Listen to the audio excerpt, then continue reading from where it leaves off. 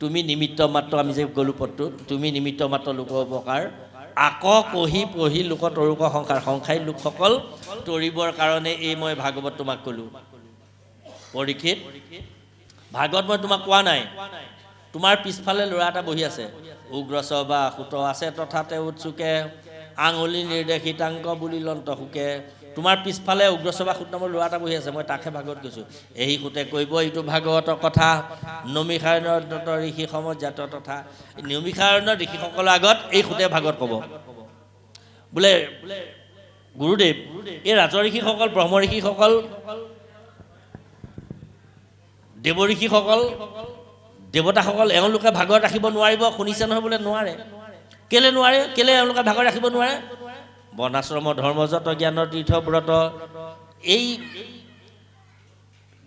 বৰ্ণাশ্ৰম ধৰ্ম পালন কৰি যিসকলে আছে এই এনেকুৱা লোকসকলৰ মাজত গৰ্ব আছে এই গৰ্বৰ যুক্ত লোকসকলে অহংকাৰ যুক্ত লোকসকলে ভাগৱত কণ্ঠাগত হৃদয়ংগম কৰিব নোৱাৰে গৰ্বশূন্য শুয়া যিটো হৰিক পূজয় জানিবাহা সেইজন শৰীৰ প্ৰিয় হয় গৰ্বশূন্যসকলেহে ভাগৱত ৰাখিব পাৰিব গতিকে গৰ্বৱন্তসকলে ৰাখিব নোৱাৰিব গতিকে তোমাৰ পিছফালে ল'ৰা এটা আছে সেই সুতে ভাগৱত ক'ব পৰীক্ষিত বৈকুণ্ঠলৈ গ'ল 1000 বছৰৰ পাছত নমিষাৰণ্যত সেই সুকে কোৱা ভাগৱত শুনা ৰাজৰ্ষি দেৱৰ্ষি ব্ৰহ্ম ঋষিসকল পুনৰ সন্মিলিত হ'ল তেওঁবিলাকক সকলোৰে মাজত আলোচনা চলি আছে যে আমি এতিয়া কলিযুগত জীৱবিলাক আমি কেনেকৈ তৰিম হোমত ধূমে ধূমবৰ্ণ ভৈলকলে বৰ যিটো কৰ্ম কৰোৱাটো নাহিকে বিশ্বাস আপোনাৰ আয়ুস ব্যৰ্থে কৰিলোঁ নাশ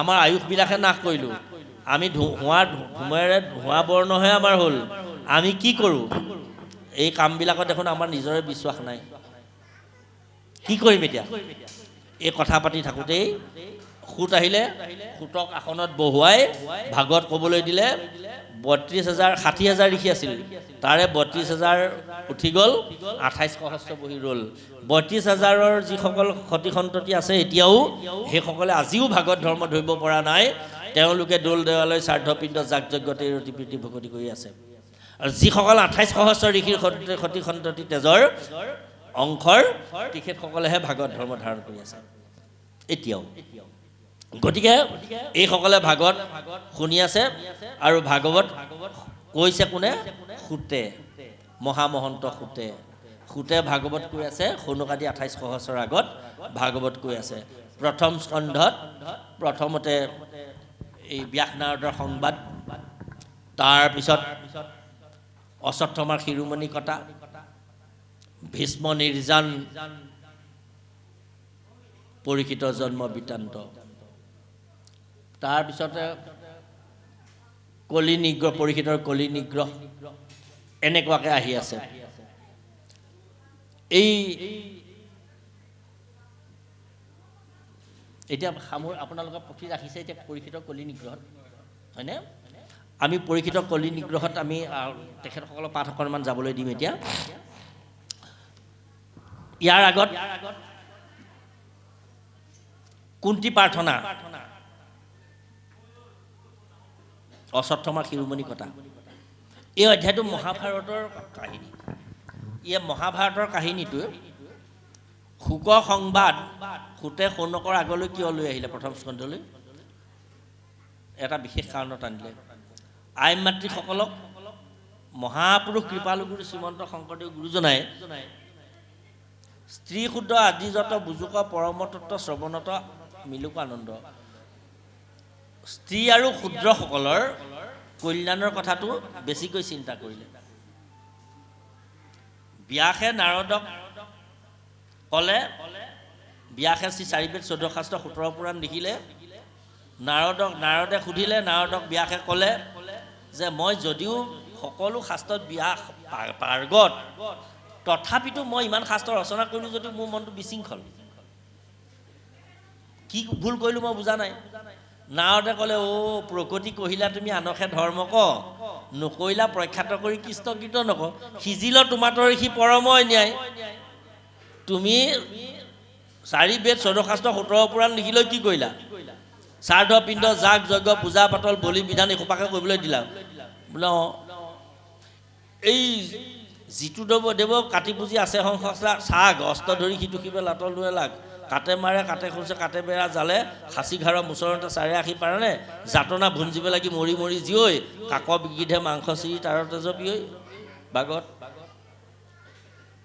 যিকেইটাকে ঘাট মাৰিবলৈ দিলা যিকেইটাকে কাটিবলৈ দিলা মাং মানে মোক খ মানে তোক মই তোক খাওঁ তই মোক খাব মই তোক কাটো তই মোক কাট যিকেইটাক এইবাৰ কটা হৈছে সেইকেইটাই আকৌ কাটিবৰ কাৰণে অস্ত্ৰ ধৰি বাট চাই থাকিব ইটো জন্মত সেইকেইটাই তোক সেইকেইটা ঘাপ দি কাটিব তই যে তাক চুবাবি তোকো সেইকেইটাই চুবাব এইটোৱে কাম কৰিবলৈ তুমি দিলানে এইবিলাকে ভকতি কৰিলা সেইকাৰণে তোমাৰ মনত উগুল থুগুল এতিয়া তুমি সেইকাৰণে সিদ্ধান্ত এটা দি এখন সিদ্ধান্ত শাস্ত্ৰ লিখা মহাভাগৱত মূৰৰ উপদেশে কৰা ভাগৱতৰ শাস্ত্ৰ প্ৰচাৰক গোবিন্দৰ গুণ যশ মাত্ৰ বুলি কৈ নাৰদ গুচি গ'ল বিয়াকে চকু মুদিলে দেখিলে আগতে ভগৱান বিষ্ণুক এগৰাকী আয়ে বান্ধি গৈছে সৰ্পৰচীৰে এগৰাকী আয়ে মেলি গৈছে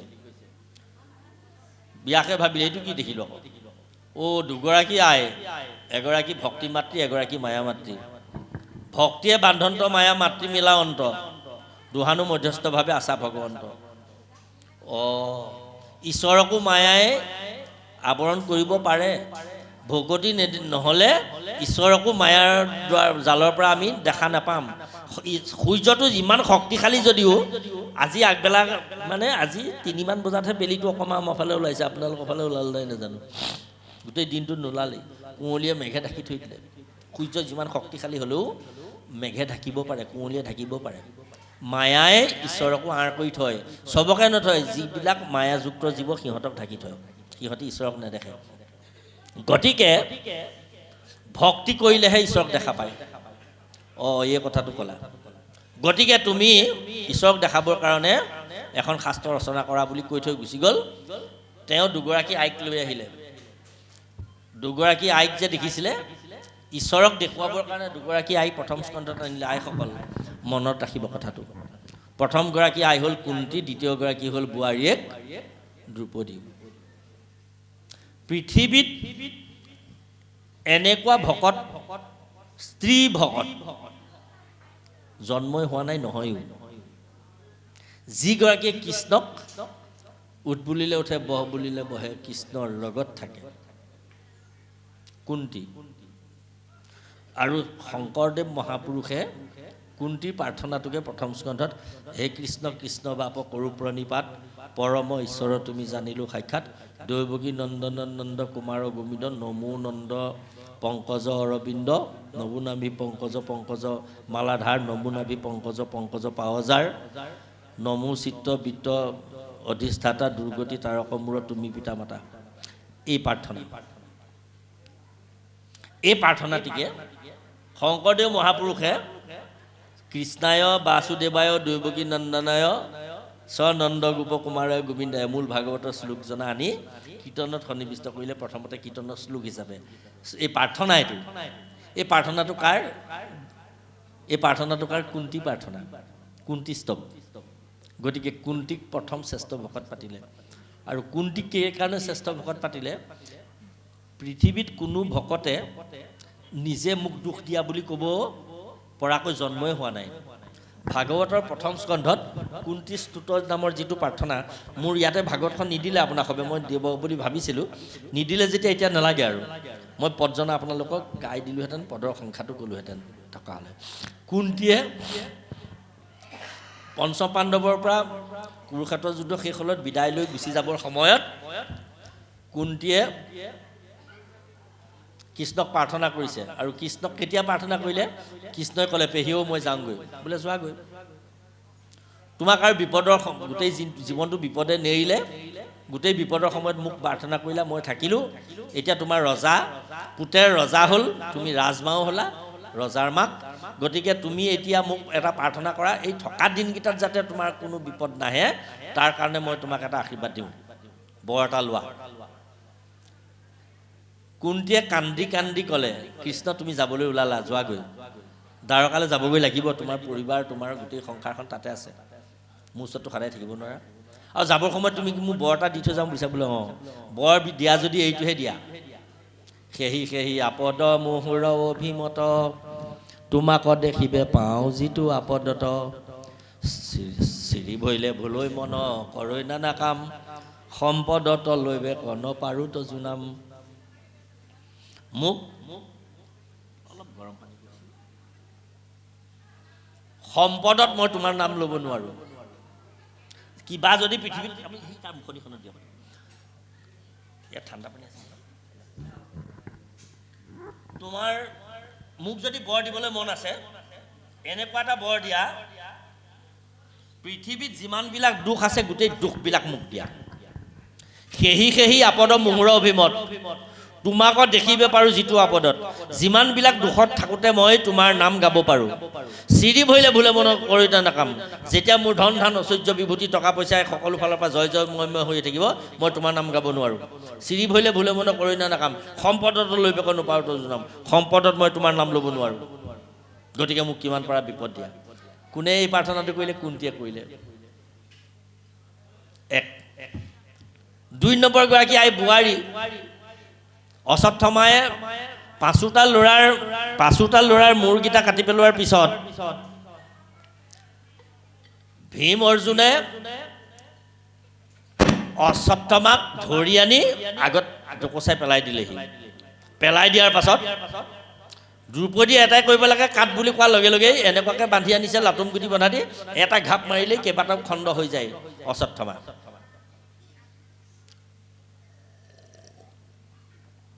কিন্তু দ্ৰৌপদীয়ে আপুনি নিজলৈ পোনাই চাওক আমাৰ ল'ৰাটোক যদি কোনোবাই লাহেকৈ অকণমান দিলে এনেকৈ কোনোবাই যদি কাণ চেপা এটা দিলে শিক্ষকেও যদি দুবেট মাৰিলে তেনেহ'লে মাকহঁত কেনেকুৱা উত্তেজিত হয় কিন্তু ৫টা ল'ৰা হত্যা কৰাৰ পিছত হত্যাকাৰীটোক সন্মুখত আনি দিয়াৰ পাছতো দ্ৰৌপদীয়ে ক'লে নাকাটিবা মেলি দিয়া গুৰুপুত্ৰ বুলি চৰণত সেবিবাক লৈলা গৌতমীৰ মুখ চিন্দিতাংক এৰিবাক দিলা হত্যাকাৰীটোক পুত্ৰ হত্যাকাৰীটো ৫টা ল'ৰা একেহাতে ডিঙি চিঙাৰ পিছতো হত্যাকাৰীটোক এৰি দিবলৈ দি তেওঁ চৰণৰ ধূলি শিৰত ল'লে মাক গৌতমীৰ মুখখনলৈ মনত পেলালে কৃষ্ণই শংখচক্ৰ গদা পদ্মলৈ ক'লে সতি তোমাতকৈ সতি জগতত সৃষ্টি নাই সৃষ্টিত আৰু হ'ব নোৱাৰে দুগৰাকী আই এইগৰাকী আই মায়া মাতৃ ইগৰাকী হ'ল ভক্তি মাতৃ গতিকে দুগৰাকী আইক আনিলে তাৰপিছত নিৰ্গুণ শাস্ত্ৰ ভাগৱত ৰচনা কৰি গ'ল তাৰ পিছতেই কলি নিগ্ৰহ কৰিলে ভীষ্ম মুখ্য উৎসৱ কৰিলে ভীষ্ম মুখ্য উৎসৱটো আছে ভীষ্ম মুখ্য উৎসৱটো অতি ৰহস্যজনক প্ৰথম স্কন্ধৰ এই আমাৰ ভাওনাবিলাকত আপোনালোকে ভাওনা চাওঁতে এইটো এতিয়া হাতত লৈ লৈ আমনি লাগিছে আৰু এনেকুৱাকৈ এটা হোৱা হ'লে ভাল আছিলে এইটো ৰ'ব নেকি বাৰু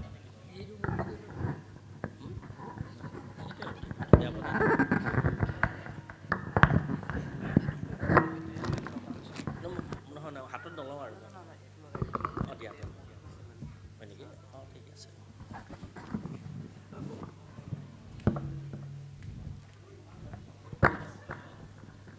অঁ কি ক'লোঁ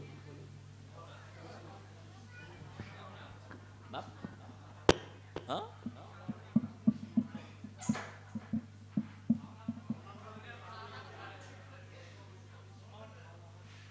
ভীষ্ম মুখ্য উৎসৱ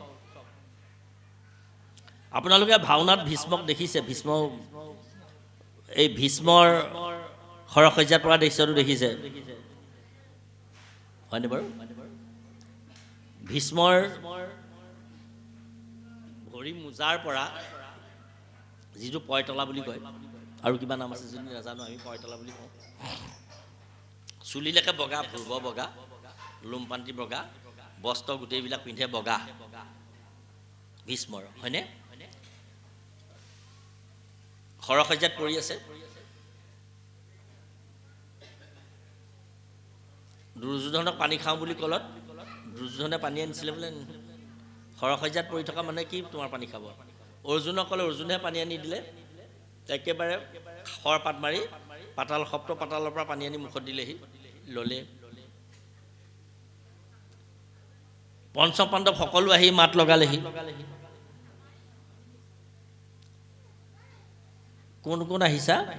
যুধিষ্ঠিৰে ক'লে পিতামহ, ভীমে ক'লে পিতামহ, অৰ্জুনে পিতামহ, সুভদ্ৰা কুন্তি সকলোৱে পিতামহ পিতামহ ক'লে। আই দ্ৰৌপদী অহা নাই বোলে। আহিছোঁ পিতামহ। আই তুমি মোক মাত মতা নাছিলা যে, তুমি মোক বেয়া পাই আছা নহয়? বোলে হয়, মই বেয়া পামেই। হয়, তুমি মোক বেয়া পাবা। মই ইমান শুক্ল বস্ত্ৰধাৰী, মোৰ সকলো কামেই বগাই হ'ব লাগিছিল নহয় জানো? হয়, আছিলোঁ বগা, কিন্তু এতিয়া বগা নোহোৱাৰ কাৰণ হ'ল, তেতিয়া বগা নোহোৱাৰ কাৰণ হ'ল মই অন্ন শুদ্ধ স্বতঃশুদ্ধি স্বতঃশুদ্ধ ধুবাস্মৃতি স্মৃতি লভে সৰ্বগ্ৰন্থিনাং চুটি ভৱে। মই যিবিলাক অন্ন খালোঁ, তোমালোকৰ বংশৰ, তোমাৰ বৰ্জনাহঁতৰ পৰিয়ালত থাকি দুৰ্যোধনৰ ঘৰত অন্নসোপা তৈয়াৰ কৰাৰ পৰা, অন্ন সংগ্ৰহ কৰাৰ পৰা গ্ৰহণ কৰালৈকে গোটেইবিলাক অন্ন দূষিত। অন্ন সুৰা অন্ন বিষ্ণু ন নিবেদিত, মানে কৃষ্ণ মন্ত্ৰ হীনজনৰ মতি অতি দুষ্টা, জলসুৰা অন্নতাৰ কুকুৰৰ বিষ্ঠা। যিখিনি দ্ৰব্য বিষ্ণুত অৰ্পণ কৰি পবিত্ৰ কৰিব পৰা নাযায়, সেই দ্ৰব্য গ্ৰহণৰ কাৰণে উপযোগী নহয়।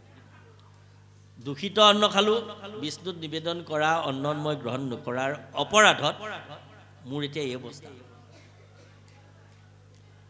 মই যিসোপা তেজ তোমালোকৰ বৰ্জনাহঁতৰ পৰিয়ালত গ্ৰহণ কৰিলোঁ, গোটেই তেজবিলাক মোৰ দূষিত তেজ। সেইকাৰণে ৰাজসভাত মই সেইদিনা তোমাক সহায় কৰিব নোৱাৰিলোঁ। মই যদি চকু মেলি এনেকৈ চালোহেঁতেন, দুৰ্যোধন বুলি বা দুঃশাসন বুলি এটা শব্দ ক'লোহেঁতেন, তোমাক তেনেকুৱা ব্যৱহাৰ কৰিব নোৱাৰিলেহেঁতেন। কিন্তু মই একো মাত নামাতিলোঁ যে, মোৰ তেতিয়া দূষিত অন্নই মোক, অন্ন দুখত মই দূষিত হৈ আছিলোঁ।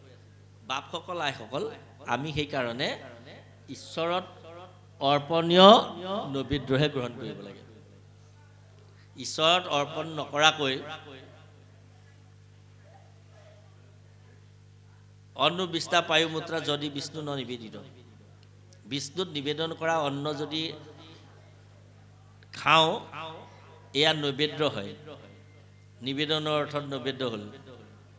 কিন্তু যদি আমি ঈশ্বৰত অৰ্পণ নকৰাকৈ খাওঁ, তেনেহ'লে এই অন্ন সুৰা অন্ন, এই শব্দটো ক'বলৈকে বেয়া লাগিছে, কুকুৰৰ বিষ্ঠা বুলিছে।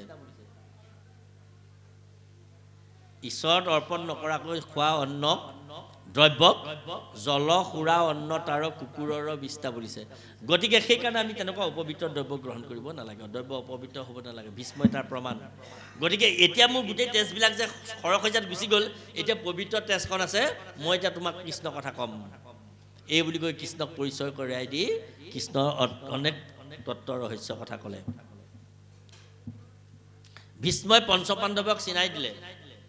চিনাই বেলা গিলা ভীষ্মে মেলি আঙ্গুলি, এহেন্তে ঈশ্বৰ কৃষ্ণ কালু আংকে বুলি। সম্প্ৰতি আচন্ত হুয়া দৈৱ গীত নয়, আনতে হৈ জগতৰ সৃষ্টি স্থিতি লয়। এওঁৰ নাম কৃষ্ণ, এইজনেই স্বয়ং বিষ্ণু। এই পূৰ্ণকাম লক্ষ্মীপতি ভগৱন্ত বিষ্ণু হৰি, কৰ্ষণাতিথি কৃষ্ণ, ব্যাপনাতিথি বিষ্ণু, ৰমনাতিথি ৰাম, এওঁৱেই। এওঁ কাল ৰূপ ধাৰণ কৰিলে, অতি অঘটনকো ঘটাও একালে আশী। পৰম আশ্চৰ্য ইটো দেখি উঠে হাসি। জৈত ধৰ্ম ৰাজা গদা পানী বিকুদৰ, ধনঞ্জয় যথাত গান্ধিব ধনুধৰ। পৰম সুহৃদ কৃষ্ণ জৈত সভাসদ, দেখিও আশ্চৰ্য কিনো তথাতে আৱত। ধৰ্মিষ্ঠ বলিষ্ঠ ধনুধৰ কিছু নুই, যেই কৰে ঈশ্বৰে সেই সে সত্য হুই। ঈশ্বৰৰ ইচ্ছা বুজে কমন মহন্তে, যদি মোহ হয়। এই ঈশ্বৰৰ কাল ৰূপটো যেতিয়া এওঁ ধাৰণ কৰিব, সত্যমূৰ্তি সাম্যমূৰ্তি এওঁ ভগৱান হয়। কিন্তু যেতিয়া কাল ৰূপ ধাৰণ কৰিব, এওঁ কথা কোনেও বুজি নাপায়। অতি অঘটনকো ঘটাই কালে আশী, অতি অঘটন ঘটাব। চোৱাচোন জৈত ধৰ্ম ৰাজা যুধিষ্ঠিৰ, গদা পানী বিকুদৰ, ধনঞ্জয় যথাৰ্থ গান্ধিব ধনুধৰ, স্বয়ং অৰ্জুন ধনঞ্জয় যথাৰ্থ গান্ধিব ধনুধৰ, পৰম সুহৃদ কৃষ্ণ জৈত সভাসদ, এওঁলোকক মন্ত্ৰণা দিবলৈ পৰম সুহৃদ হিচাপে তেওঁ বহি আছে। দেখিও আশ্চৰ্য, কিন্তু তথাতে আপদ। চোৱাচোন তাতে কিমান আপদবিলাক বিপদবিলাক। ধৰ্মিষ্ঠ বলিষ্ঠ ধনুধৰ কিছু নেই, যেই কৰে ঈশ্বৰে সেইহে সত্য হৈ, যি কৰে তেওঁ সেইটোহে সঁচা। গতিকে এই ঈশ্বৰৰ মহিমাৰ কথা একো কৰিব নোৱাৰি। এওঁ ভুল নুবুজিবা, এওঁ যে কুৰুক্ষেত্ৰ যুদ্ধখন লগালে এনেই নহয়, জৰা জদাহি ধৰ্মস্য গ্লানি ভৱতি ভাৰত। তাৰমানে যেতিয়াই ধৰ্মৰ গ্লানি হয়, অধৰ্মৰ প্ৰাদুৰ্ভাৱ বাঢ়ি যায়, ধৰ্ম সংস্থাপন কৰিবৰ কাৰণে এওঁ অৱতাৰ লয়। এইজন কৃষ্ণক তোমালোকে সৰ্দা সৰ্বদা ভকতি কৰিবা, এই বুলি কৃষ্ণক চিনাকি কৰি দিলে ভীষ্মৰ মুখ্য উৎসৱ। এই ভাওনা কথাটো যে আমি ভাওনা বুলি আৰম্ভ কৰিলোঁ কেলৈ গম পায়? ভাওনাত সকলোৱে পক্ষ এটা লয়। দুৰ্যোধনে দুষাখনে যুদ্ধ কৰি আছে, আপোনালোকে দুষাখনৰ ফালে ল'বনে দুৰ্যোধনৰ ফালে ল'বনে কি পঞ্চপাণ্ডৱৰ ফালে ল'ব? ভীমে দুষাখনে যুদ্ধ কৰি আছে, দুৰ্যোধনে দুষাখনে নহয়, দুষাখনে ভীমে যুদ্ধ কৰি আছে, লাগি আছে। ভীমেও পৰাস্ত কৰিব পৰা নাই দুষাখনক, দুষাখনেও পৰাস্ত কৰিব পৰা নাই। ঐ তাৰ পৰা বাহিৰৰ পৰা চাই থকা এজনে কয়, ভীম কি চাই আছ, ফালি পেলা ফালি পেলা, এনেকৈ কয়নে বাৰু? মানে মানুহে দুষাখনক কয় নেকি, এই দুষাখন মাৰ, ভীমক মাৰ মাৰ মাৰ মাৰ, ভীম কি চাই আছ মাৰ মাৰ, এনেকৈ কয়নে বাৰু? কয় নি বাৰু? কেতিয়াবা কেতিয়াবা ক'বই নোৱাৰে, নকয়। ভীমৰ ফলিয়াহে হয়। কেলৈ হয়? মানে সত্যই ভগৱান। আমি সকলোৱে, মই যিমান বেয়া হ'লেও ভালজনক ভাল বুলিয়ে ক'ম। যিমান আমি বেয়া সমাজত চলিলেও নাম ধৰ্ম মতে ভাগৱত মতে চলা সমাজখনক আমি ভাল বুলিয়ে ক'ম। কওঁৱেই, সকলোৱে কয়। এইটোৱেই নিয়ম। যে কি নহওক, ভাগৱত প্ৰথম স্কন্ধ ক্ৰমান্বয়ে আহি শেষ হৈছেহি। মই একেবাৰে অন্তিমৰ ফাললৈ আহিলোঁ, প্ৰথম স্কন্ধৰ শেষৰ ফাললৈ ইয়ালৈ আহিলোঁ। কি পৰীক্ষিতে কলিক নিগ্ৰহ কৰিবলগীয়া হ'ল, নিগ্ৰহ কৰিলে, আৰু কলিক নিগ্ৰহ কৰিবৰ কাৰণে পৰীক্ষিতে ক'ত পালেহি? এটা বলদ গৰু পালেহি। বলদ গৰু এটা দেখিলে। বলদ গৰুটোৰ ভৰি তিনিটা ভঙা, হয়নে কাহিনীটো? বাপ, ভৰি তিনিটা ভঙা। ওচৰতে গাই গৰু এজনীয়ে কান্দি আছে। গাই গৰুজনী হ'ল পৃথিৱী, বলদটো হ'ল ধৰ্ম। সুধিছে পৰীক্ষিতে যে তোমাৰ ভৰিকেইটা কোনে ভাগিলে? আপোনাক যদি কোনোবাই অপঘাত কৰে, মোক যদি কোনোবাই অপঘাত কৰে, তেনেকুৱাতে কোনোবা এজন যদি আহে বোলে তোমাক আপোনাক কোনে এনেকৈ ক'লে? বোলো সেই অমুকে অমুক অমুক অমুক এফালৰ পৰা কৈ যাম, গোটেই বৃত্তান্তটো ক'ম। আমি কেতিয়াও নকওঁ যে নহয় কোনে কি কৰিলে ক'ব নালাগে, মই অকণমান পাবলগীয়া আছিলে পালোঁ, ইজন্মত চাগে কাৰোবাক মই দুখ দি থৈছিলোঁ সেইকাৰণে আজি তেওঁ মোক ধাৰটো পুৰালে, আচলতে সেইটোহে কথা। এইভাগে কেতিয়াও নকওঁ, হয়নে বাৰু? এই পৰীক্ষিত এক ৰজাই সুধিলে যে বলদটোক সুধিছে যে তুমি যে কান্দি আছা, তোমাৰ তিনিটা ভৰি ভাঙিলে, সত্য ভৰিটোহে আছে, এই ভৰিকেইটা কোনে ভাঙিলে তোমাক? এই ভৰিকেইটা কোনে ভাঙিলে? কোনে দুখ দেই পাপি কহিও সিদ্ধান্ত, কোনে তোমাক দুখ দিলে, কোনে ভৰিকেইটা ভাঙিলে বুলি সুধিলত তেতিয়া তেওঁ কৈছে, জ্ঞানী বোলে দেই দুখ আত্মাই আত্মাক, কুটকী পণ্ডিতে বোলো দুখৈ নানা দেৱতাক, গঢ়ে প্ৰিয় দৈৱগে জ্যোতিষে প্ৰমাণ, মীমাংসিকে বোলে সবে কৰ্মসে প্ৰধান। তাৰপিছত লোকৱতী শাস্ত্ৰত স্বভাৱে হেন কয়, মিলৈ সুখ, কি আছিলে কওকচোন বাৰু তাৰ আগলৈ? গঢ়ে প্ৰিয় দৈৱগে জ্যোতিষে প্ৰধান, মীমাংসিকে বোলে সবে কৰ্মেশে প্ৰধান নেকি? তাৰপিছত লোকৱতী শাস্ত্ৰত স্বভাৱে হেন কয়, যাৰ যেন মতি কয় নজানি নিশ্চয়। তাৰপিছত সেই কহ হেন ন্যায়, মিলে সুখ দুখ হবে ঈশ্বৰৰ ইচ্ছাই। এই যে সুখ দুখ এইবিলাক যে আমি জীৱনত পাই আছোঁ, ঈশ্বৰে দিছে, এইবিলাক ঈশ্বৰৰ ইচ্ছাতে হৈছে বোপাই, আনৰ কাৰণে হোৱা নাই। পৰীক্ষিত ৰজাই সুধিছে যে তোক ভৰিকেইটা কোনে ভাঙিলে সুধিছিলোঁ, তই যে মোক কোনেও দুখ দিয়া নাই, ঈশ্বৰৰ ইচ্ছাতে হৈছে। আৰু মীমাংসিক এজনক সুধিবা বোলে, শাস্ত্ৰই এনেকৈ কৈছে,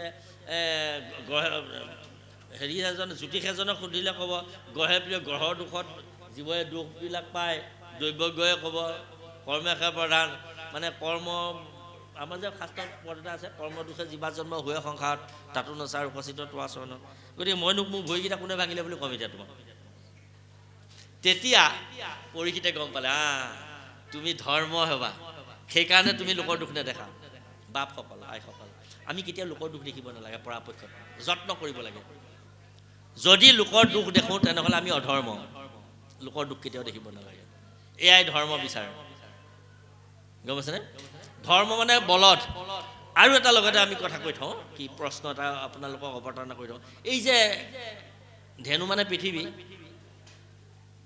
বলদ মানে মতা গৰু ধৰ্ম গোপদে বেদ এই আমাৰ হিন্দুসকলেও আপোনালোকেও আমিও আমাৰ গোবধ কৰিলে যে মুণ্ডন কৰিব লাগে আমাৰ শংকৰদেৱ সংঘটো গৰু মাৰিলে মুণ্ডন হ'ব লাগিব উদাহৰণি প্ৰাচীন হ'ব লাগিব শৰণীয়াৰ দণ্ড বেলেগ ভজনীয়াৰ দণ্ড বেলেগ শৰণীয়াই যিমান দিব লাগিব ভজনীয়াই তাতকৈ বেছি দিব লাগিব দণ্ড ধৰ্মদণ্ড কেলে গোবধ মানে পৃথিৱী ধৰ্ম বেদ গোপদে বেদক বুজায় গৰু শব্দটোৱে বেদক বুজায় মাইকী গৰু বুজালে স্ত্ৰীবাচক হ'লে পৃথিৱী আৰু মতা গৰু পুংবাচক হ'লে ধৰ্ম বুজায় পৃথিৱী ধৰ্ম বেদ হত্যাৰ অপৰাধ হয় সেইকাৰণে গো পালনটো কৰিব লাগে এতিয়াও গুৰস যিটো গৰুৰ গাখীৰ আগৰ ঋষিমুনিসকলে এতিয়ালৈকে যিমানবিলাক ঋষিমুনি আছিল বৈদিক যুগৰ পৰা এতিয়ালৈকে